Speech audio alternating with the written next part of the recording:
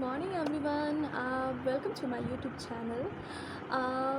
मैं आज आपसे बात करना चाहूँगी होटलियर की लाइफस्टाइल के बारे में। बहुत सारे लोग जो नए होते हैं सोचते हैं कि मैं अगर ये पढ़ाई कंप्लीट कर लूँगा तो उसके बाद मेरी लाइफ कैसी हो जाएगी, या वर्क शेड्यूल कैसा होगा, या हमें क्या काम करना पड़ेगा। या कितने लोगों को ये भी नहीं पता होता कि होटल्स में कितने डिपार्टमेंट्स होते हैं जिनमें वो अप्लाई कर सकते हैं, उनके ऊपर काम कर सकते हैं। इन चीज़ों के बारे में किसी को जानकारी नहीं होती है। इवन उनको ये भी नहीं पता होता है कि उस डिपार्टमेंट में जाने के बाद उनको किस टाइप का काम करना पड़ेगा। तो मेरा मोटिव सिर्फ इतना ही है कि जो भी क्यूरियस हैं होटल्स में काम करने के लिए, उनको ये चीज़ें पता होनी चाहिए जो हमें बताने वाला कोई नहीं था। तो मैं चाहती हूँ इस वीडियो की मदद से उन लोगों की मदद हो सके जो होटल्स के बारे में ये जानकारी होटल में जाने से पहले चाहते हैं बस। तो मैं अगर एक होटेलियर की लाइफ की बात करूँगी तो उनका वर्क शेड्यूलिंग कोई फिक्स नहीं होता है। उनको कभी भी ड्यूटी पे बुलाया जा सकता है, वो मॉर्निंग हो, आफ्टरनून हो, या लेट नाइट शिफ्ट हो, वो चाहे कोई भी डिपार्टमेंट हो। एक होटल में सबसे ज़्यादा जो डिपार्टमेंट मतलब फंक्शनाइट होते हैं वो है front office, food and beverage service, और तीसरी हाउसकीपिंग सर्विस। ये फ्रंट की सर्विसेज होती हैं। इसके अलावा बैक ऑफ द हाउस बहुत सारी चीज़ें वर्क करती हैं, जैसे कि सेल्स हो गया, फिर परचेजिंग हो गई, उसके बाद एचआर टीम हो गया, बहुत सारी चीज़ें, लॉन्ड्री, ईटीसी, बहुत सारी चीज़ें वर्क करती हैं। लेकिन जो मेन डिपार्टमेंट्स हैं वो फ्रंट के, वो यही तीन हैं। तो मैंने अपना करियर जो है वो फ्रंट ऑफिस से स्टार्ट किया था। तो मेरे सामने बहुत सारी चैलेंजेस आई, क्योंकि हर कंपनी में अलग अलग सॉफ्टवेयर होता है, तो वो आपको सीखना पड़ेगा। पुराने मॉडल्स होते हैं, आईडीएस होता है, ओपरा होता है, वो आपको सीखना पड़ेगा, लेकिन वो समय के साथ आप सीख जाएंगे। लेकिन ड्यूटी शेड्यूलिंग बिल्कुल अच्छी नहीं होती है फर्स्ट ऑफ द टाइम। और होटल ने इतना बुरा कल्चर बना रखा है इंडिया में स्पेशली, कि आप ड्यूटी जाने का तो टाइम है लेकिन वापस आने का कोई टाइम नहीं है। अगर आपकी मैनेजर के साथ या आपके टीम लीडर के साथ जो आपका सीनियर है, अगर उसके साथ आप अच्छे रिलेशंस बॉन्डिंग बना के नहीं रखते हो, तो वो आपको एक्सटेंड करवा सकता है, और वो करवाते हैं। अगर कोई गलती हो जाती है या उनको आपको पनिश करना होता है, या आप नए होते हैं, तो शुरू के जो 1 साल होते हैं वो आपको ऐसे ही ट्रीट करेंगे, चाहे आप किसी भी डिपार्टमेंट में क्यों ना हो। उनकी मेंटलिटी वैसी हो जाती है कि वो आपको एक स्टाफ की तरह नहीं, एक नौकर की तरह ट्रीट करने लगते हैं। उनको लगता है कि इनके पास तो कोई ऑप्शन नहीं है, बेचारे क्या करेंगे, हाथ थक के तो करना ही पड़ेगा। और हमारे इंडिया की गवर्नमेंट, सच बताऊं तो, एक एज अ प्रोफेशनली अगर मैं बात करूं, तो वो प्राइवेट सेक्टर पे उतना ध्यान नहीं देती है। जैसे कि अगर इंडिया से मैं बाहर की कंट्रीज़ का कंपैरिजन करूं, तो वहाँ होटेलियर्स की लाइफ इंडिया की लाइफ से मच बेटर होती है। इसलिए ज़्यादातर इंडियंस या कोई और कंट्री वाले वो यहाँ से मूव करके दूसरी कंट्रीज़ में जाना प्रेफर करते हैं।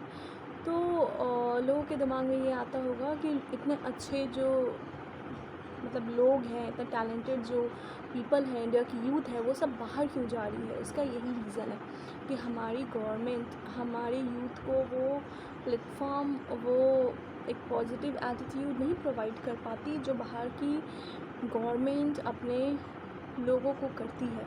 सबसे बड़ी बात है, क्योंकि मैं खुद 3 साल बाहर रह के आई हूँ, मैंने यूएई में काम किया हुआ है, तो वहाँ का वर्क एनवायरनमेंट बिल्कुल अलग है।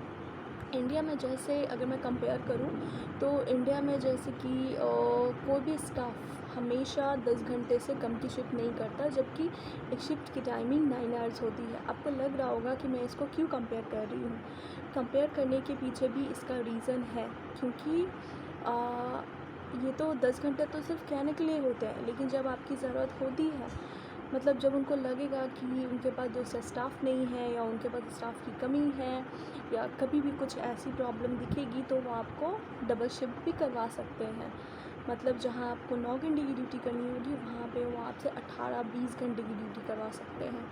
मतलब इंडिया में काम का कोई रूल रेगुलेशन है ही नहीं एज अ प्राइवेट सेक्टर में, इसलिए कोई इधर काम करना ही नहीं चाहता है। गवर्नमेंट को इस तरफ ध्यान देना चाहिए, बट अफसोस हमारी गवर्नमेंट इस चीज़ के बारे में नहीं सोचती है, जो बहुत ही दुख की बात है। उनको करना चाहिए यार, सभी इंसान है ना, तो सबके फीलिंग्स के बारे में, सबकी सुविधा के बारे में, सेफ्टी के बारे में सोचना चाहिए। बट हम होटेलियर्स ये सब चीज़ों से दूर दूर तक हैं, हमें कुछ नहीं मिलता, चाहे हम कितना भी अच्छा क्यों ना काम कर लें।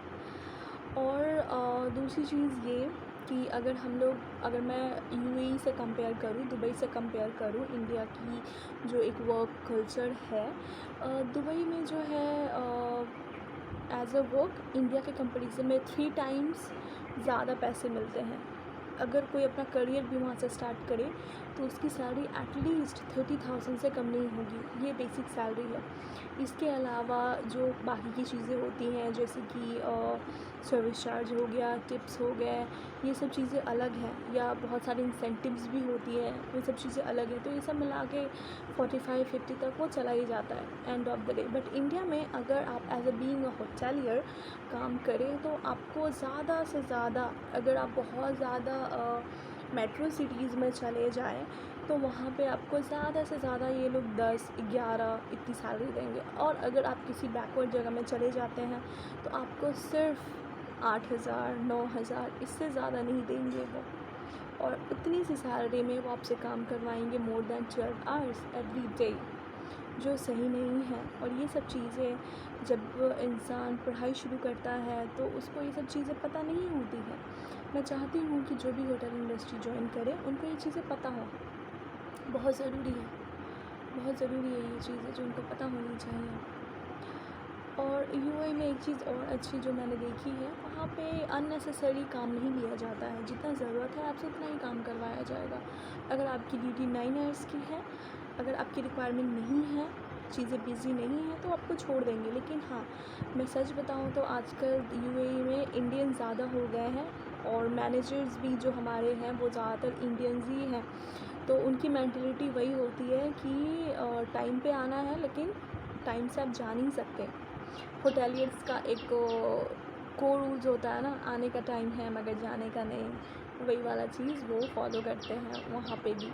तो अभी यूएई भी पहले यूएई जैसा नहीं रहा। स्टार्टिंग में जब हम अपने सीनियर्स से सुनते थे कि यूएई ऐसा है, वैसा है, दिस है, दैट है, बट वो पहले जैसा नहीं रहा, क्योंकि वहाँ पे इंडियंस भरे पड़े हैं पूरी तादाद में, और उन्होंने सेम इंडिया का वर्क कल्चर यहाँ से उठा के वहाँ शिफ्ट कर दिया है। ऑनेस्टली अगर मैं बताऊँ तो, क्योंकि मैं पिछले 3 सालों से वहाँ काम कर रही हूँ, इसलिए मैं ये चीज़ कह रही हूँ आपको, जो हमें नहीं पता होती है। जब मैं गई थी मुझे भी नहीं पता थी ये चीज़, बट मैं वहाँ रही, वहाँ के लोगों के साथ काम किया, देन आई रियलाइज़ कि वो सेम इंडियन मेंटालिटी वहाँ भी लेके आए हैं, और वहाँ भी स्टाफ का जो जीना है उन्होंने हराम कर दिया हुआ है जो भी है। लेकिन वो दुबई के गवर्नमेंट के रूल्स के विपरीत नहीं जा सकते, तो उनको गाइडलाइन है फॉलो करनी पड़ती है। और यूएई में एक चीज़ बहुत अच्छी है कि वो अपने रूल्स और रेगुलेशन से इधर उधर नहीं जाते हैं, उनको गवर्नमेंट की गाइडलाइन फॉलो करनी पड़ती है, जो इंडिया में नहीं है। किसी भी प्राइवेट कंपनी में ये नहीं फॉलो होता है। अगर जो लोग काम करते हैं प्राइवेट कंपनी में वो रिलेट कर पा रहे होंगे कि मैं किस बारे में बात कर रही हूँ, है ना। और बहुत सारी चीज़ें हैं जो मैं आपको होटल्स के बारे में बताना चाहूँगी। सो उसके लिए आप प्लीज़ मेरे साथ मुझे सपोर्ट करें कि मैं आगे आपके लिए ऐसी वीडियोस बनाती रहूँ, जिससे आपको फ्यूचर में दोबारा मतलब हमारे जैसी प्रॉब्लम क्रिएट ना हो। और अगर उसके बाद भी आप होटल इंडस्ट्री चूज़ करना चाहते हैं तो आप कर सकते हैं, वो आपकी पर्सनल चॉइस है। मैं ये नहीं कहती कि होटल इंडस्ट्री पूरा ही बुरा है, क्योंकि मुझे यहाँ से मैं अभी लाइफ में जितनी दूर तक आई हूँ होटल इंडस्ट्री के ही काबिल से आई हूँ।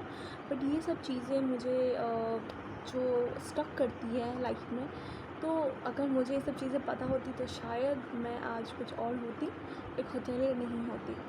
तो बस यही है मेरा मकसद ये वीडियो बनाने का। Thank you so much for your support, and please मुझे सपोर्ट कीजिए कि मैं आपके लिए ऐसी आगे वीडियोस बनाती रहूँ। Thank you, stay tuned, bye bye, have a good day.